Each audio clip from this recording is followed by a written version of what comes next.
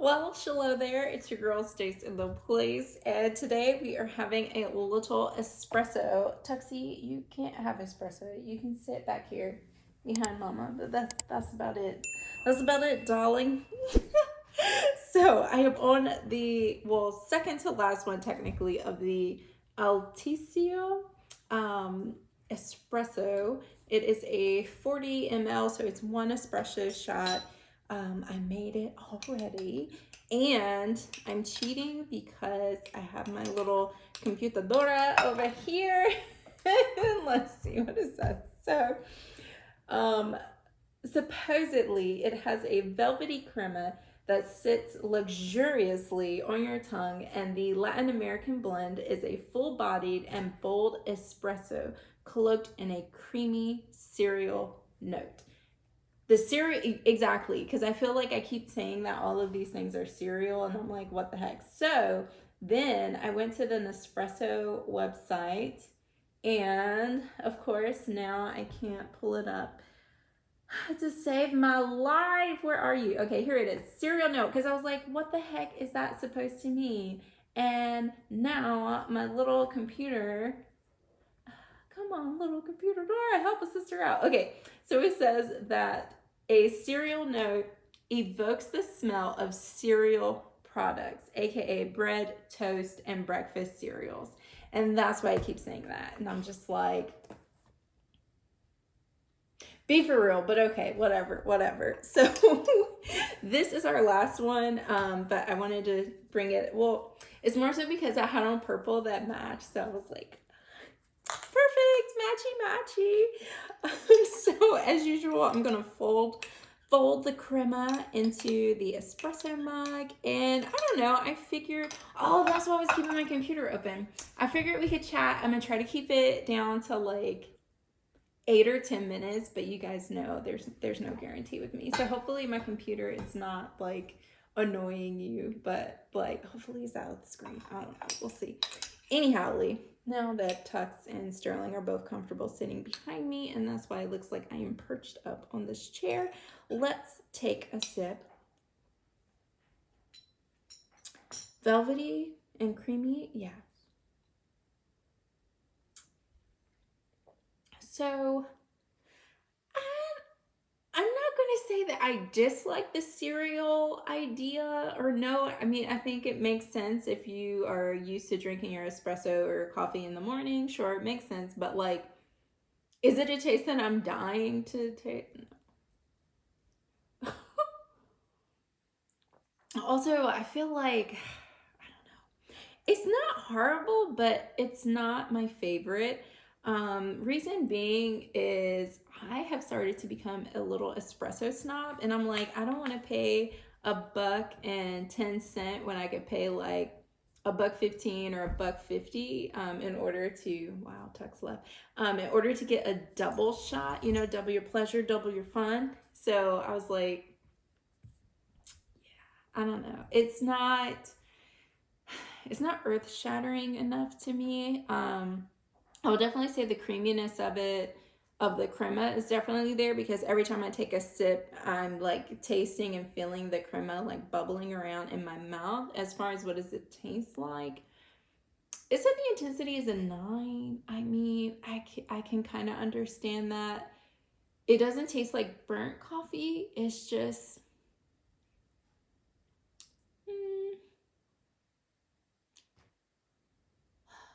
I don't know. What I say? Dare I say it's like, it's not the best espresso. It tastes like a strong coffee with a nice little creamy film on the top. And I'm just, I think it's a nice like gateway espresso to try, but it's not, I don't know. It's not my favorite because it's not the best bang for your buck. I enjoy the Scoro, the not the Dolce Leche one. The Scoro and the, I believe it's Doppio. I like those two better, and also those come as espresso shots. I believe that this one was one that was in the little starter kit, so it's okay. But again, I'd rather have a double espresso. So that's just my own personal opinion. If I came across it on clearance, I would definitely buy them. Like, it's not that bad. But if it's only a few cents more to get even more espresso, because I'm an espresso snob or whatever, what have you now, yeah, I'm gonna get bigger bang for my buck. Anyways, as I sip this, let's talk. Okay, I lied. I said like 8 minutes, but it's already been 3. Anyways, that was for our coffee people who were only here to check out this coffee and if they should, or check out this espresso and see if they should order it. Anyhow, let's talk about the wildness that is going on in TikTok with Reesa Tessa. So, if you haven't heard about it, it's a lady who is sharing her experience of being in a relationship and getting married to a, for the lack of better words, pathological liar for over a year. It is a 50-part series on TikTok. It takes a couple hours to get through, but it's her, I think it's her storytelling and her vulnerability and her ability to be like, I made these mistakes. I was foolish. Like I ignored all the red flags and this is kind of what happened.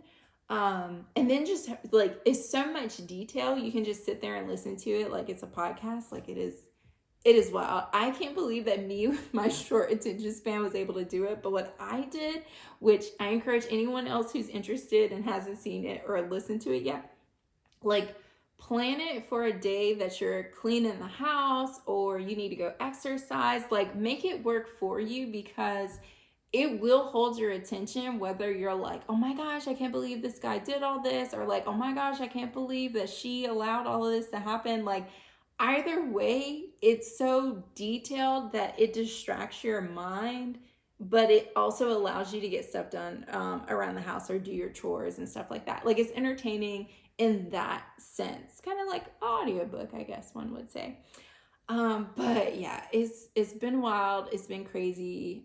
Some people have enjoyed it, others not so much.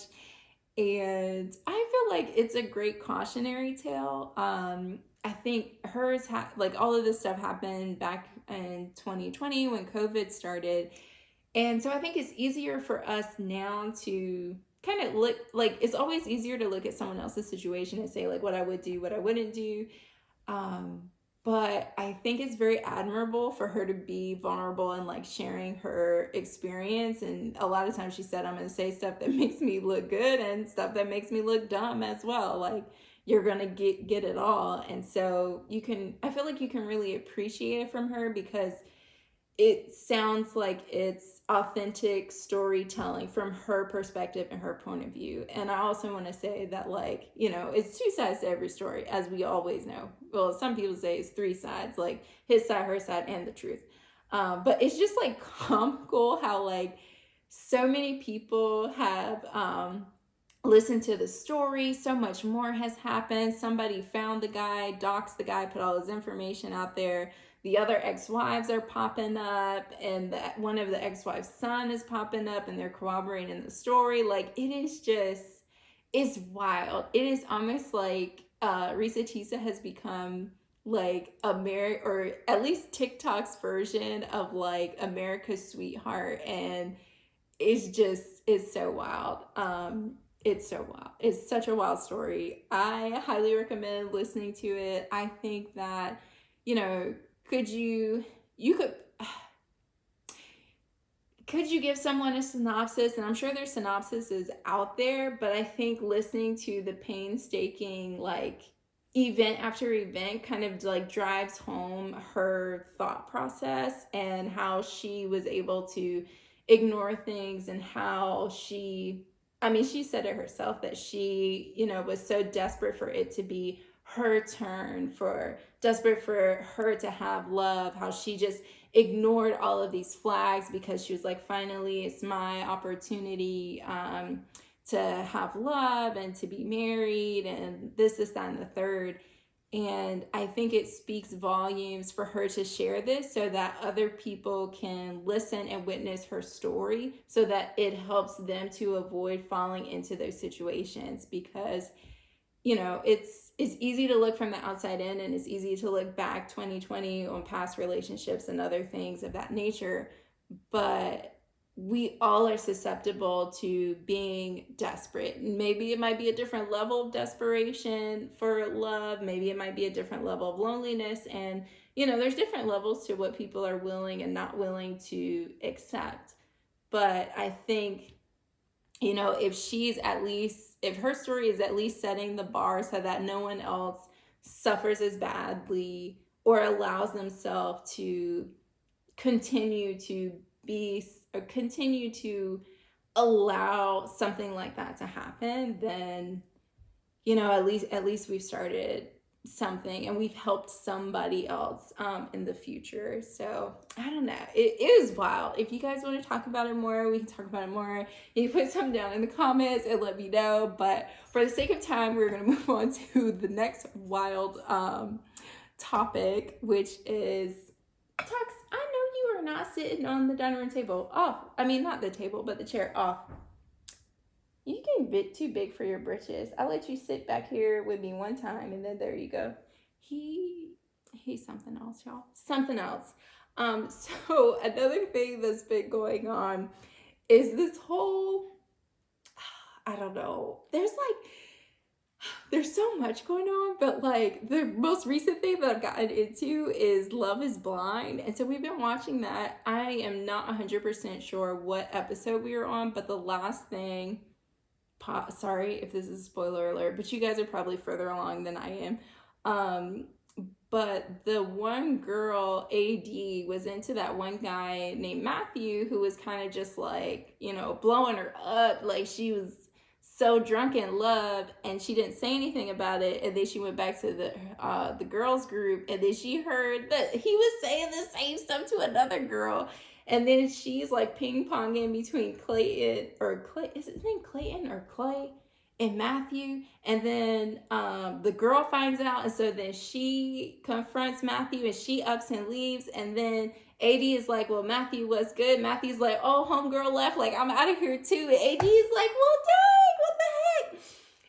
And so I'm assuming that maybe she'll carry on her relationship or try to have a relationship with Clay. But I'm just again, this is the Reesa Tessa effect. I just feel like this should be studied. These whole situations of desperation for love should be studied, because it is wild, it is bewildering, and I was blown. I couldn't believe Matthew was out here just spitting hot fire, hot fire. And I'm just what? It took me by surprise. I mean, not to say that I thought Matthew was super trustworthy, but I'm just word for word, bar for bar. Bar for bar. We just gonna go bar for bar. Did you rehearse this? I mean, it's giving mental health issues, for you to be able to say those words to someone else and then to somebody else at the same time, the same exact words. It's giving rehearsed. It's giving stay away from that man. Okay, stay away from that man. That was wild to me. And in moments like this, it just really makes me appreciate my husband, because my heart goes out to people, both male, female, all the genders, to everyone out there dating and just trying to find someone to love, because it's so scary. And you're so vulnerable, because we all grow up thinking we'll find our partner, we find our person that we'll be with, who always looks out for us, who loves us no matter what, supports us, and we support them, and we love them, we nurture them, we create a relationship, and live your best lives, the big fairy tale fantasy. And then it's I don't know what happens, but the world does not do that. The movies say that, your parents say that, the elders say that. That's how it's supposed to happen. That's the script. But then you get out here in the real world, and it is just complete chaos. It's crazy. It's chaos. And I'm just what was the disconnect? I mean, at this point, you might as well not even show kids Disney movies and just show them like First 48 and Law and Order SVU and Divorce Court, because it's crazy. It's crazy out here. It's wild. Just wild, okay? Wow. Then on top of that, I am, how do I want to say this? Beyonce is really trying me, because I enjoy her as an artist. I admire her as a businesswoman, and I bow down to Beyonce.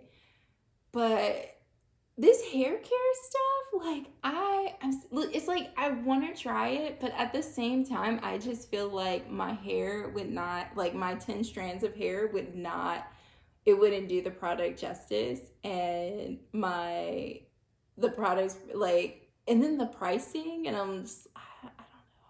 And I feel like that's the weird thing. Well, not weird thing, but the interesting thing is that I feel like women and men, like, a lot of us are very, what's the word, particular about our hair, or like, I don't know, your hair, I feel like your hair is a part of your identity and how you show up in the world. And of course I'm saying that as my hair is looking a hot tail mess, but it is safely covered under this little cute toboggan from Target. But it's like, is part of us, is part of who we are and how we show up in the world. And, you know, we're always aspiring for our hair to like look and appeal a certain way. And then when someone comes out with a product, they're like, oh, this product is going to be like a great product for your hair. And then you get souped up, and then you spend your money, and then you try it, and you're just like, what? I don't know. And so I'm not saying, like, I have no idea like how well Cecred is going to do. I hope that it does very well. I hope that it changes people's lives. Like, I am just team positive, like hoping that this will be the creme de la creme. But I don't know, part of me is like tempted to purchase some, but then the other part of me is just like, girl, like, if you wash your hair every 2 weeks, like, you are on to something. So don't be out here buying this lady's hair care products, saying you're going to try it, say you're going to review it, and you're not going to be disciplined enough to do it as the directions state. So that's what's been holding me back. And then with her 2 new songs off of her upcoming album that's supposed to be dropping March 29th, you know, I was in the boat with other people where, like, when I first heard them, I was like, it's interesting. But then 16 Carriages has been playing over and over and over in my mind. I feel like that song is very near and dear to, I mean, people have already said for the oldest daughters, well, not the oldest daughters, dang, that sounds wild. The firstborn daughters? Yeah, firstborn daughters. That sounds a little less ageist. The firstborns, I mean, daughters and sons, the firstborns. Also, I feel like it really applies to millennials. Off the top of my head, I can't remember if Beyonce is considered a millennial or Gen X. I'm not 100% sure. But I feel like a lot of us kind of came up in the era where we were taught, you know, you go to high school, you do good in school, you get good grades, you go to college, you get a good job, you work hard, you get a house, the picket fence, the partner, the animal of your choice, and live out your glory days, and life will be amazing because you just got to put in hard work, and magically everything is rainbows and sunshine. But it didn't necessarily happen all that wonderful and that much of a linear path for a lot of us. And, you know, we kind of got shafted, y'all. We've been through like craziness after craziness after craziness. I'm just like, does the universe just like hate everyone who was born in the 80s, 90s, and early 2000s. Like, what did we do? We didn't ask to be born, but like all of a sudden we were born and they told us one thing. And then when we became adults, they're like, we gonna change the game just a little bit. I'm like, what the heck? You gave me the blueprint, and now we're building a totally different house in the middle of the ocean. Okay, this was supposed to be like, you know, some magic high rise in New York City, and we were gonna save the population, and we were gonna plant fruit trees, and we were gonna make the world a better place. And now we're just in the pits of hell. It's crazy. It's bonkers. So I say all that to say, let's reel it all back, that the 16 Carriages song, like that, just, I don't know, it just really, it pulls at my heartstrings, just like that one song, Earth is Ghetto, I Want to Leave. I forget who is the name of the artist, but I will make sure to, hopefully, I think they should have a YouTube music video, and I'll link it in the description down below. Highly recommend that song. But if you're gonna listen to it, you need to make sure you're in a good mental state, not feeling too depressed, because honey, when I tell you that song is gonna pull at the heartstrings of a millennial like no other, because Earth is Ghetto right about now. Anyhow, yes. So, and then her other song, Texas Hold'em. Right into Texas Hold'em? Yeah, Texas Hold'em. That one, I don't know. I'm kind of like, honestly, I'm just going to be honest. I am a little afraid to like that song and learn that song, because I already know that there's a line dance that's going to be coming up with that song. And me and the way that my brain works and the way that my social anxiety works, it's going to be hard, number one, to even learn the line dance that's going to go along with that song. Number two, then I'm gonna be pitted in between of like liking the song, doing my little like while I'm driving, because I be dancing when I'm driving, my little driving, you know, my little chair dance when I'm, you know, whipping all around the town in Big Ruby, you know, and I be dancing, doing my thing, not paying no attention to nobody, just in my zone, you know. But then when the song comes on in public, then what am I gonna do? Okay, because no one teaches you, or no one tells you when you're growing up, that people practice in the mirror for hours and hours, and then when you go to school dances, or like, you know, you see TikToks and all that stuff, you don't know, and they're not going to tell you, but I'm going to tell you, because this is my theory, or like my, yeah, we're just going to jump straight into a theory. My theory is that people be out here dancing in the mirror when no one else is home, you know, hyped up on coffee, or, you know, little drinky drinks or whatever, what have you, or hyped up on life, and just feeling all the self-confidence in the world that I could struggle to ever muster a drop of. And they be out here just practicing in the mirror, feeling themselves, doing their thing, you know, doing the all of that. And they do that. And then you go to these little dances, you go to these little soirees, you go to these family reunions, these little parties, right? And so you tried a little bit, you think you got a little something, but then when you get in public and it's all these people around and everybody's bringing like the upper echelon of dancing, like, I mean, right on beat with 8 counts and everything, and you're just like, I didn't realize that I was supposed to practice to the level of a professional before I came out here in public to dance to this. And so I just like, I don't know. I am having a hard time, you know, trying to want and desire to put my 2 left feet through the idea of trying to learn the line dance, because it's Beyonce, so of course it's going to be extra. And if y'all only knew how many times I have tried to teach myself that Tamia line dance, I have walked into walls. I'm not ashamed to admit that. I have walked into walls trying to do that.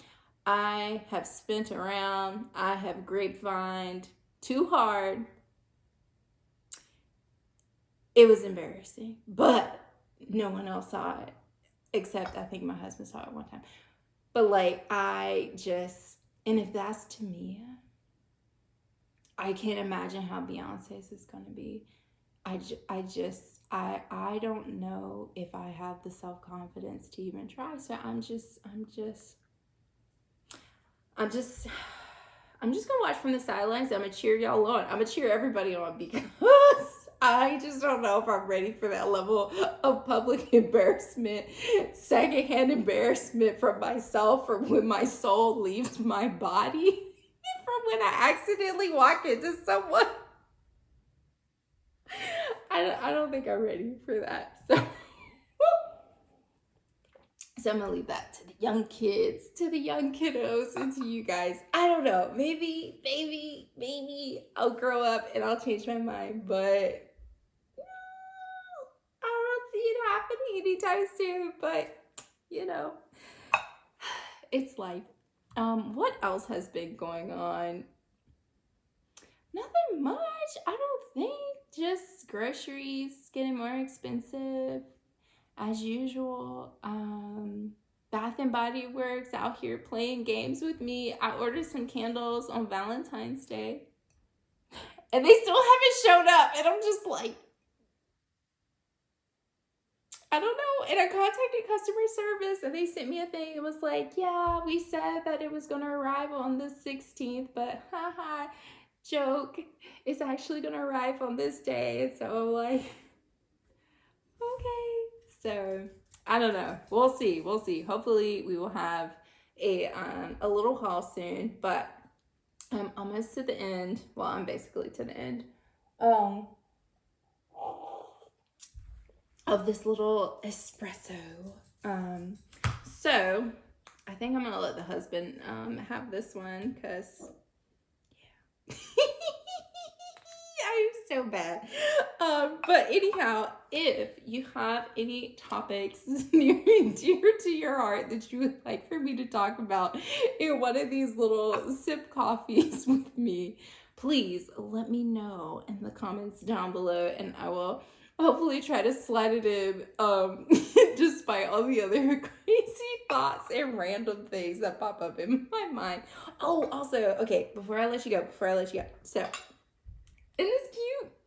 I picked it up from the dollar spot at Target, and I love it. It's so cute. I don't think it's dishwasher safe though. Yeah, it's hand wash only, but it's cute, and it just holds my little spoon, like and spill the tea, like adorbs. But yes, anyhow, I will let you go. Thank you for hanging out with me as I had this silly glass of espresso, and I will catch you later. Bye.